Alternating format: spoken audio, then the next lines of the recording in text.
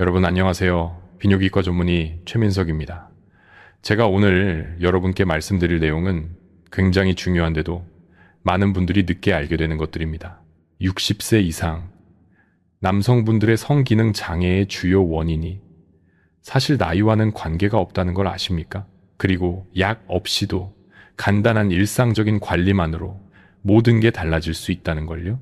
저는 30년 넘게 남성 건강 분야에서 일해왔습니다. 특히 중장년 남성분들이 단순히 성기능뿐만 아니라 자존감과 정체성을 유지할 수 있도록 돕는 일에 전문성을 가지고 있습니다. 오늘 제가 드리는 말씀은 과학적 근거에 기반한 것이며 특히 50세 이상 남성분들을 위해 준비했습니다. 자, 먼저 하나 질문 드리겠습니다. 만약 제가 60세 이상 남성의 음경기능 장애의 주된 원인이 나이 때문이 아니라고 말한다면 어떻게 생각하시겠습니까? 그리고 약물 없이 매일 간단한 관리만으로 모든 것을 바꿀 수 있다면요? 많은 분들이 이렇게 생각하십니다. 나이가 들면 어쩔 수 없는 거 아닌가?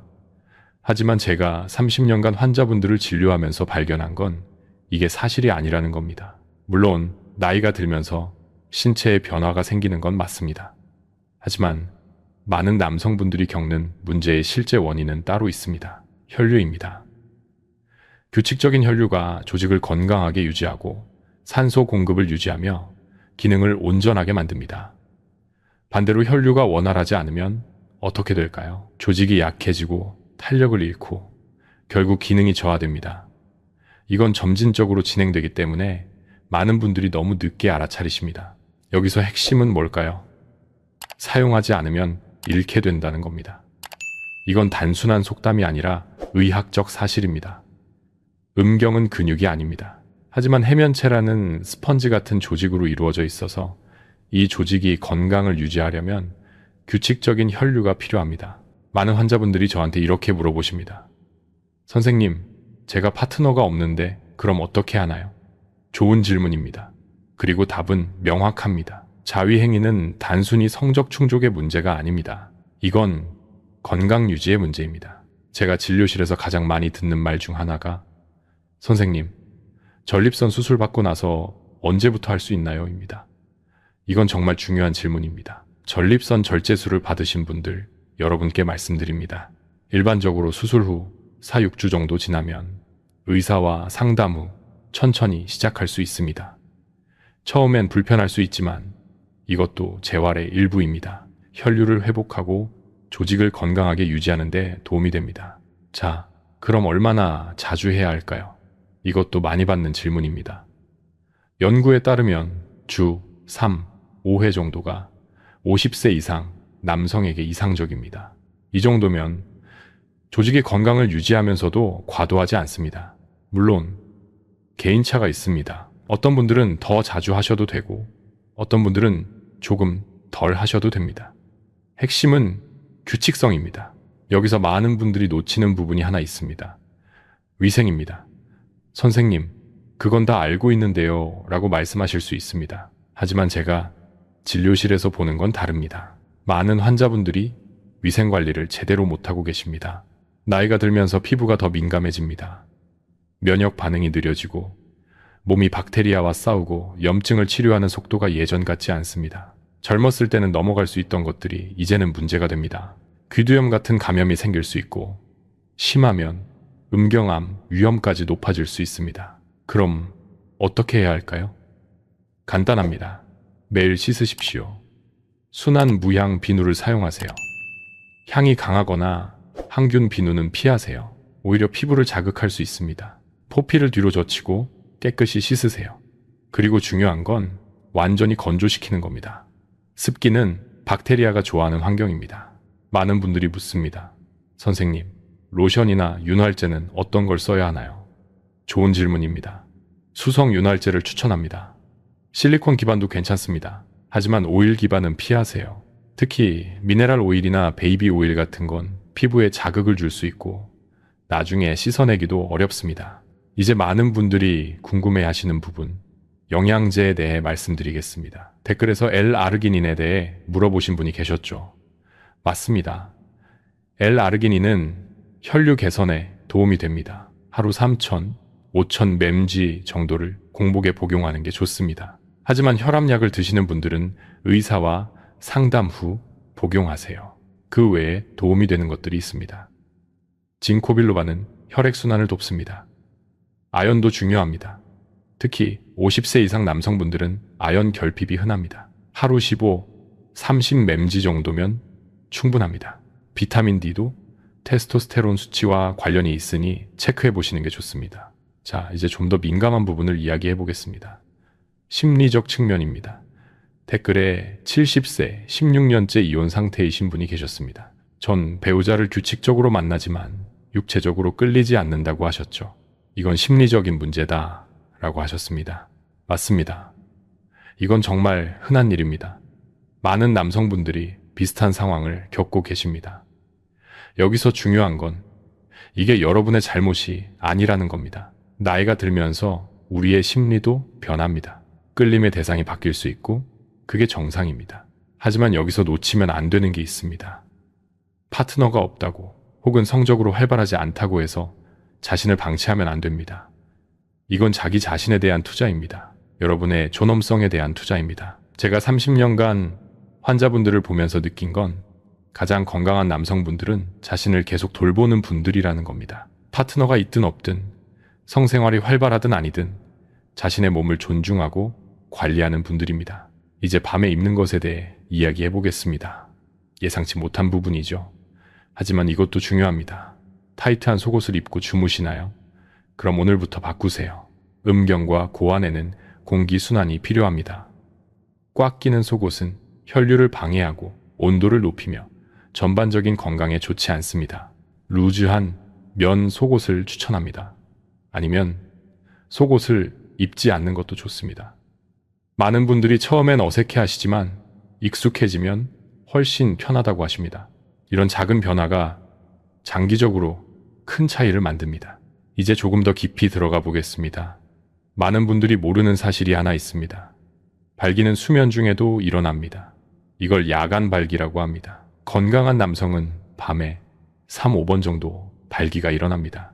각각 20, 30분 정도 지속됩니다. 이게 왜 중요할까요? 이 야간 발기가 음경 조직에 산소를 공급합니다. 이게 자연스러운 유지관리 시스템입니다. 하지만 나이가 들거나 당뇨병이 있거나 심혈관 질환이 있으면 이 야간 발기가 줄어들거나 약해집니다.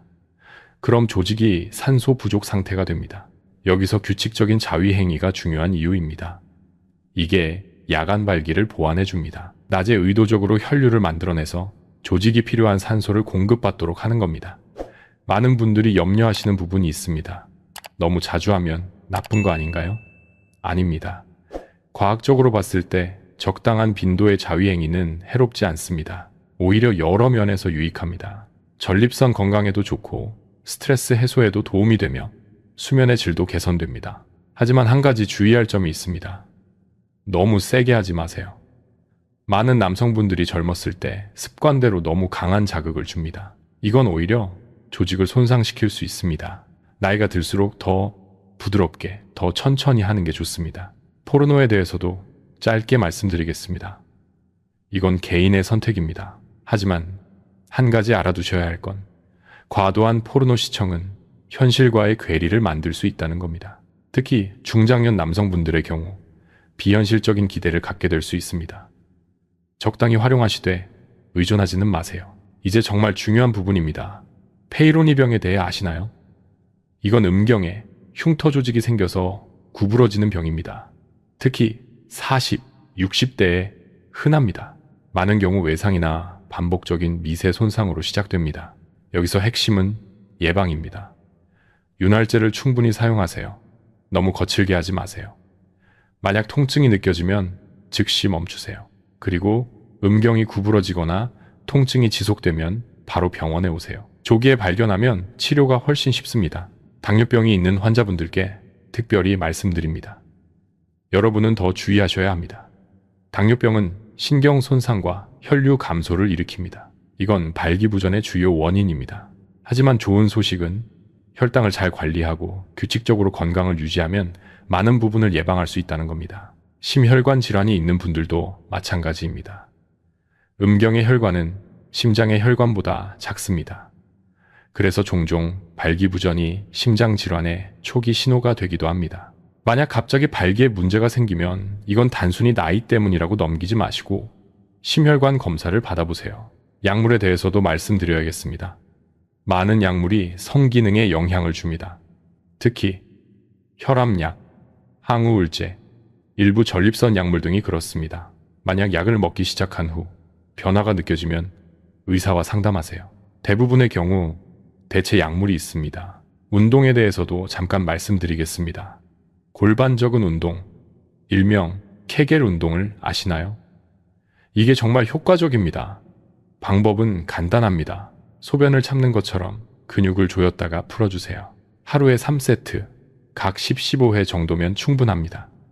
몇 주 후면 차이를 느끼실 겁니다. 일반적인 운동도 중요합니다. 유산소 운동은 혈액순환을 개선합니다.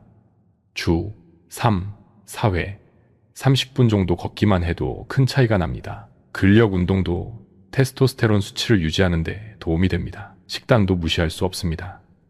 혈관 건강에 좋은 음식이 음경 건강에도 좋습니다. 채소, 과일, 견과류, 생선을 많이 드세요. 가공식품과 설탕은 줄이세요. 술은 적당히 하세요. 과도한 음주는 발기부전에. 여러분 안녕하세요. 비뇨기과 전문의 최민석입니다.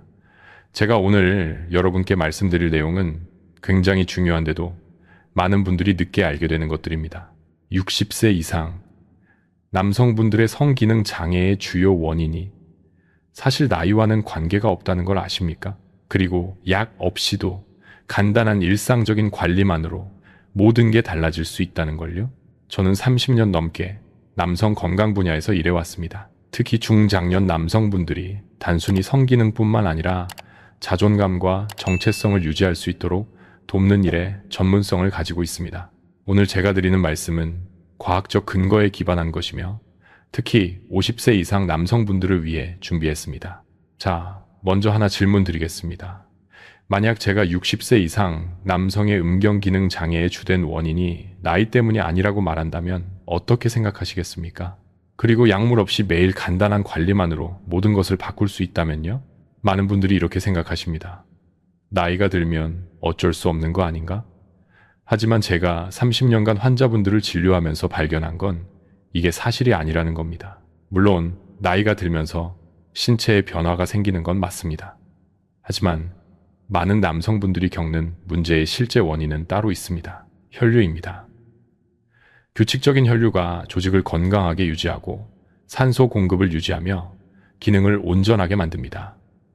반대로 혈류가 원활하지 않으면 어떻게 될까요? 조직이 약해지고 탄력을 잃고 결국 기능이 저하됩니다. 이건 점진적으로 진행되기 때문에 많은 분들이 너무 늦게 알아차리십니다. 여기서 핵심은 뭘까요? 사용하지 않으면 잃게 된다는 겁니다.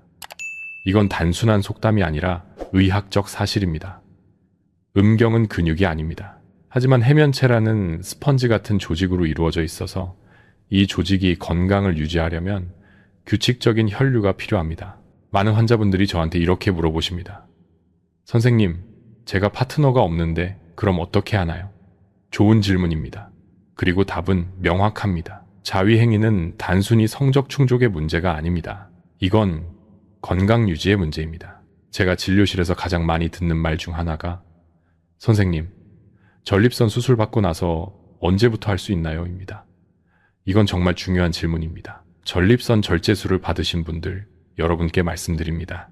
일반적으로 수술 후 4, 6주 정도 지나면 의사와 상담 후 천천히 시작할 수 있습니다. 처음엔 불편할 수 있지만 이것도 재활의 일부입니다. 혈류를 회복하고 조직을 건강하게 유지하는 데 도움이 됩니다. 자, 그럼 얼마나 자주 해야 할까요? 이것도 많이 받는 질문입니다. 연구에 따르면 주 3, 5회 정도가 50세 이상 남성에게 이상적입니다. 이 정도면 조직의 건강을 유지하면서도 과도하지 않습니다. 물론 개인차가 있습니다. 어떤 분들은 더 자주 하셔도 되고 어떤 분들은 조금 덜 하셔도 됩니다. 핵심은 규칙성입니다. 여기서 많은 분들이 놓치는 부분이 하나 있습니다. 위생입니다. 선생님, 그건 다 알고 있는데요 라고 말씀하실 수 있습니다. 하지만 제가 진료실에서 보는 건 다릅니다. 많은 환자분들이 위생관리를 제대로 못하고 계십니다. 나이가 들면서 피부가 더 민감해집니다. 면역 반응이 느려지고 몸이 박테리아와 싸우고 염증을 치료하는 속도가 예전 같지 않습니다. 젊었을 때는 넘어갈 수 있던 것들이 이제는 문제가 됩니다. 귀두염 같은 감염이 생길 수 있고 심하면 음경암 위험까지 높아질 수 있습니다. 그럼 어떻게 해야 할까요? 간단합니다. 매일 씻으십시오. 순한 무향 비누를 사용하세요. 향이 강하거나 항균 비누는 피하세요. 오히려 피부를 자극할 수 있습니다. 포피를 뒤로 젖히고 깨끗이 씻으세요. 그리고 중요한 건 완전히 건조시키는 겁니다. 습기는 박테리아가 좋아하는 환경입니다. 많은 분들이 묻습니다. 선생님, 로션이나 윤활제는 어떤 걸 써야 하나요? 좋은 질문입니다. 수성 윤활제를 추천합니다.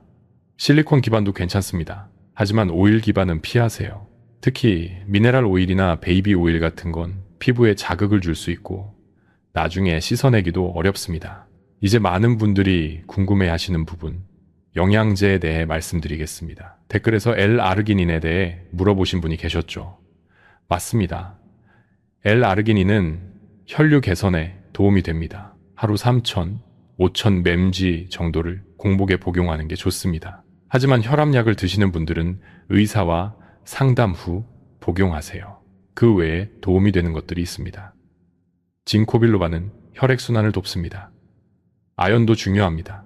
특히 50세 이상 남성분들은 아연 결핍이 흔합니다. 하루 15, 30 맴지 정도면 충분합니다. 비타민 D도 테스토스테론 수치와 관련이 있으니 체크해 보시는 게 좋습니다. 자, 이제 좀 더 민감한 부분을 이야기해 보겠습니다. 심리적 측면입니다. 댓글에 70세, 16년째 이혼 상태이신 분이 계셨습니다. 전 배우자를 규칙적으로 만나지만 육체적으로 끌리지 않는다고 하셨죠.